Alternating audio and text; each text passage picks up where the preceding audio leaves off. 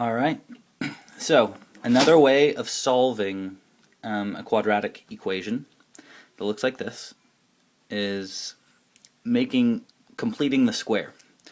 And so our goal is to make it look like x plus or minus some number, make it 5, equals some number, make it 4. So that you can take the square root of both sides and then solve it. You can get x by itself that way. So the goal is, how do you actually get it to look like that? Well, you need it to be a perfect square trinomial, which factors into, well, multiplies to 25 and adds to negative 10. So minus 5 and minus 5. We want it to be the same thing so that we can write it with the squared, so that way we can take the square root. So let's say we didn't know the 25. How could we complete the square? That's why it's called completing the square. How could we come up with the 25 knowing the 10? Well, if we know the 10, we know it's going to have to be 5 and 5. And so then we have to know it's 25 by 5 times 5 giving us 25. So I think first minus 5 because that'll give me minus 5x and minus 5x. This comes from two middle terms, from the outside and the inside when you multiply. And so then from there, minus 5 times minus 5 will always be 25. So the trick is b divided by 2. Again, we're calling it b because this is a, b, c. And then square it. Take half the middle term,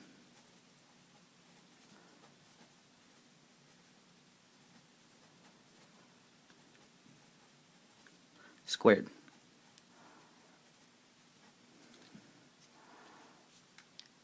And add it to both sides.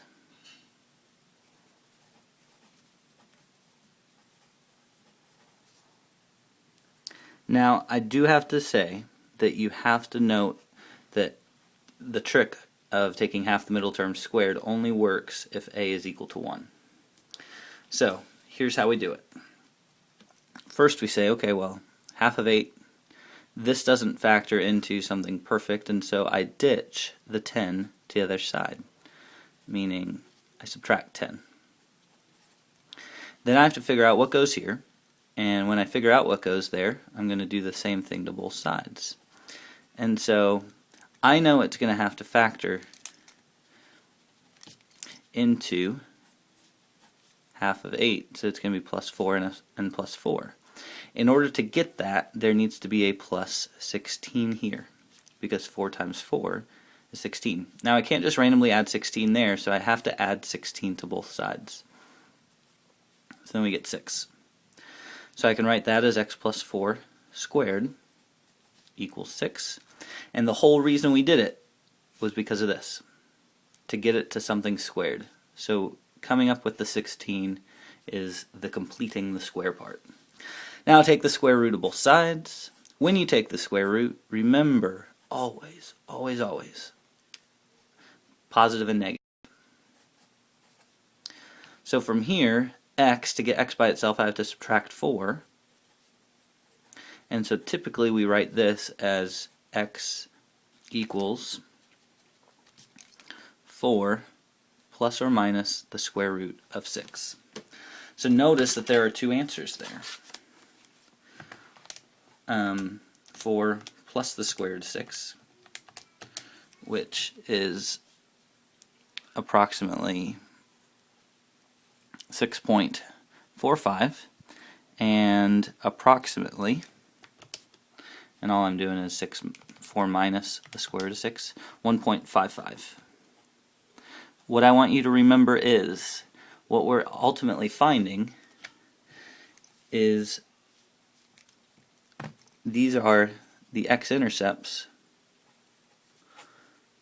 for y equals x squared plus 8x plus 10, because the y equals 0 for the x-intercept. And so what this looks like is you have a parabola that opens up, that crosses at 1, 2, 3, 4, 5, 6, at 6.5, and at 1.5, and you have this right here. I don't know how far down it goes. So let's review our steps. What did we do first? I'm going to add 1 to getting this a equal 1. A has to equal 1. So divide to make a equal to 1. And on top of that, let's move the constant.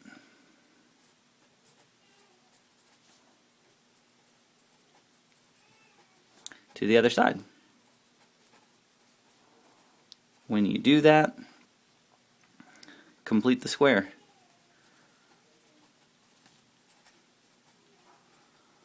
Take half the middle term, b divided by 2, squared, and add to both sides.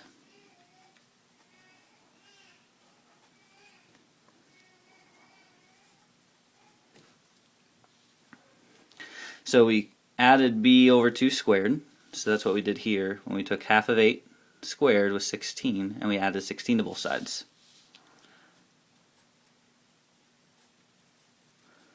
Write as something squared equals something. Make it the goal, right? Write it as something, and then square root both sides.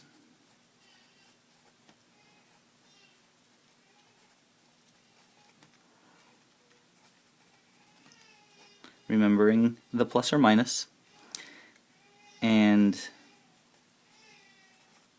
get x by itself, or whatever variable you're solving for. So let's try this again. Some of these will get kind of ugly, just to warn you. So first thing, like I said, was we want to get rid of this because our trick is only going to work if we divide through by 7. So we get x squared minus 8/7 x plus 3/7. Oh my! So what I'm going to do, first off, is get rid of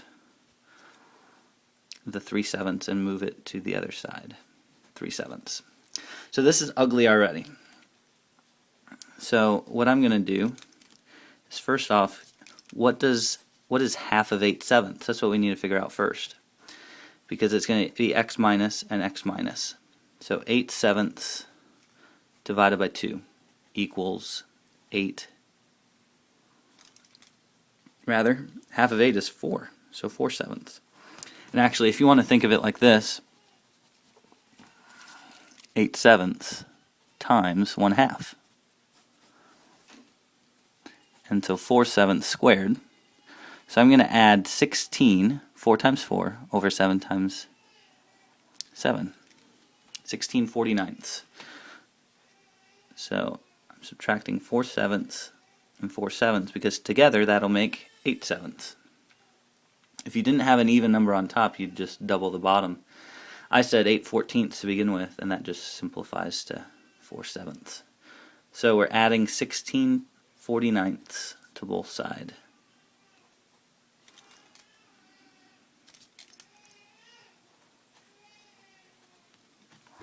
So that is to get the x minus 4/7 squared. And so what we get here is, let's multiply by 7 over 7 to get negative 21 over 49. Get a common denominator, right? And so negative 21, positive 16 leaves a negative 5/49. Now, we got the half of 8/7, squared it. Half of 8/7 was 4/7, squared was 16/49, so we added it to both sides. Now we take the square root of both sides. So the thing to remember is, square root of negative 5 over 49. Well, that's the square root of negative 5. And actually, let's just square root of negative 5 over the square root of 49. So on the bottom you get 7. On the top you get square root of 5. And I. Remember that? I root 5. So square root of 5 over 7, I. And then final last step, x equals 4/7. We're going to add 4/7 to both sides. Remembering, oh, plus or minus, forgot it. Cardinal rule, root 5 over 7I. And that is that one. So, the biggest thing that I want you to see graphically, 7x squared. Because we got an imaginary number, we should notice that when we graph this, that we are not going to have an x-intercept. It's going to be imaginary. So you have your y-intercept of 3, but it doesn't cross because it's imaginary.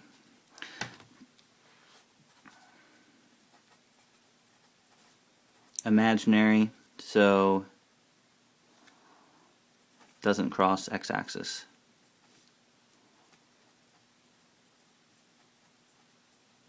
Because it has an imaginary root. Alright, so you guys try it. This next one's easier, I promise. Try it, pause it, do it yourself. So ditch the 3 to the other side. So that must factor into x minus 3, x minus 3. Half of 6 has to go to both. So 3 times 3, I have to add 9 to both sides. So that equals 12. So x minus 3 squared equals 12. Square root both sides, x minus 3 is equal to plus or minus the square root of 12, which is 4 times 3. And so that's the square root of 4 is 2. Leave the 3 inside. We can add 3 to the other side. So you could write plus or minus 2 root 3 and then add 3 on the outside. We just typically write it out front. And so that's our exact answer. And we get 3 plus 2 root 3. X is approximately 6.46. And x is approximately 3 minus negative 0.46. So that's our approximate. This is what we call our exact answer with a root still in it. And this is what we call our approximate answer. Next one. Divide the 2 out. This one is easier than the other one, I promise. Divide the 2 out.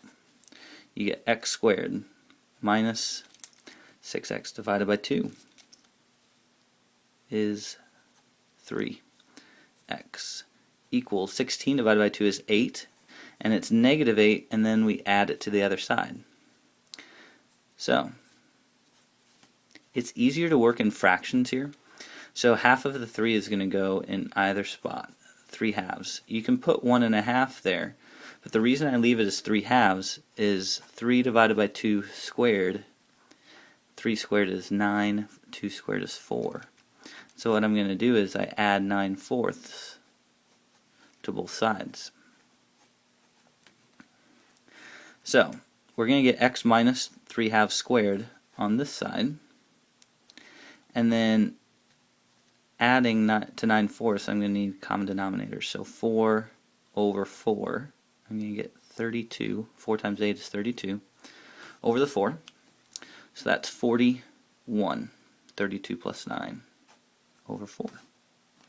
I take the square root of both sides, making sure we add the plus or minus. X minus 3 halves plus or minus the square root of 41. And the square root of 4 is 2. And so then we add 3 halves over 3 halves plus or minus the square root of 41 over 2. So 3 halves plus the square root of 41. Make sure we close that parenthesis over 2. And 3 halves minus. So we get 4.7 and negative 1.7. So that is where our x-intercept should be. What I want us to practice is finding x-intercepts on the calculator. So what I'm going to do is I'm going to type our 2x squared into y equals, and if it's set equal to 0, this is kind of like our y. We're saying y equals 0 where? The cool part about this is that you can solve any equation like this. Now right off the bat it kind of looks like it's negative 1.7 and positive 4.7. But what we're going to do is hit the second and the calc button. Second, calc, and then we're going to hit the 0. And it says left bound, right bound, and so what we're going to get is our graph looks like this. The 0 is right here. Left bound and right bound are going to be somewhere to the left of it and somewhere to the right of it. And another 0 would be right here, and left bound someplace to the left and someplace to the right. We have to tell the calculator where to look. It's not smart enough. So you're going to say, well, the 0 is someplace in between here and here, left and right. Someplace in between here and here, left and right of where it actually is. So you use the left and right arrows. If you can't find it, look at your X's and Y's here. So I'm going to go to the left and hit enter. Now it says right bound, so I'm going to go to the right, hit enter. So negative 1.70. That's what we had. Try it again. Second calc with 0. Scroll over. Got to scroll until we get on this side. We're going to go to the left of it. Hit enter. Go to the right of it and hit enter. I think my most common question is it looks below or above and not left and right. So imagine the vertical line going through the x-intercept and go left and right of it. It says guess. You can just hit enter again after that, and that gives you the 4.7. So that's why sometimes I'm going to ask you for the exact answer and not just for the approximate. And so you have to know it by hand, unfortunately. But in a test situation, multiple choice, this is a great alternative. And good luck completing the square, everybody.